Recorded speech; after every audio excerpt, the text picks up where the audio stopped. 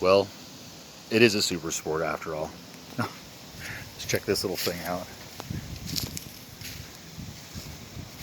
Oh yeah.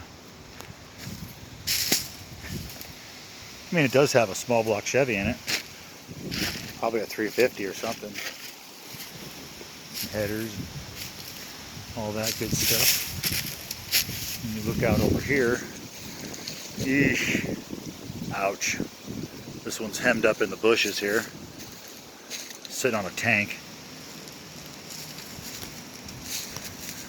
Over here looking at this area to see what we can find. Old coop there. But we're still working here. Look at this Mustang. Lovely. I don't know if that color on the wheel matches the paint, but to each their own. We got some little yellow thing I'm going to do right there. I think that's a Bradley GT. Yeah, I believe that's what that is. So we're over here in this back scrappy area, seeing if we can put together something here, and we'll go over here and we've got a Belair we're looking at.